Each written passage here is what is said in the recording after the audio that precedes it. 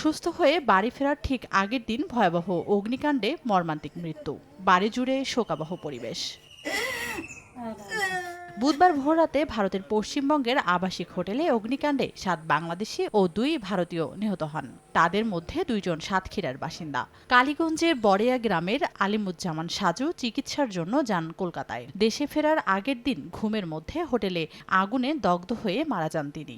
মৃত্যুর খবর বাড়িতে পৌঁছালে কান্নায় ভেঙে পড়েন স্বজনরা। সন্ধ্যা ৬টার সময় সংবাদ পাইছি মারা গেছে। চিকিৎসার জন্য কলকাতা যায়। কলকাতায় যেয়ে হঠাৎ আমরা জানতে পারি যে ওই হোটেলে ও মারা গেছে। কোনো মানুষ ওনাকে খারাপ বলতে পারে না গ্রামে। সরকারের কাছে এই আবেদন যে আমাদের ছোট ভাই, সেজন্য আমাদের কাছে আমরা যেন তাকে ফিরে পেতে পারি। তেতুলিয়ার ঘোষপাড়ার বাসিন্দা রেপ্তি সরকারের বাড়িতেও শোকাবহ পরিবেশ। স্ত্রীর মৃত্যুর খবরে শোকে পাগল প্রায় স্বামী বাড়ি থেকে বেরিয়ে এখনও নিখোঁজ। স্বজনরা জানান রেপ্তির শ্বশুর শাশুড়ি ভারতে বসবাস করেন। তাদের সঙ্গে দেখা করতে ও চিকিৎসার জন্য গিয়েছিলেন তিনি। সে অসুস্থ ছিল, ডাক্তার দেখানোর জন্য ইন্ডিয়া গিয়েছিল। আর ওরা শ্বশুর শাশুড়ি এখান থেকে ১৫ বছর আগে এখান থেকে চলে গেছে, ওরা ওখানে বসবাস করে। অগ্নিকাণ্ডে প্রাণ হারানোদের মরদেহ দ্রুত দেশে ফিরিয়ে আনতে সরকারের সহযোগিতা কামনা করছেন স্বজনরা।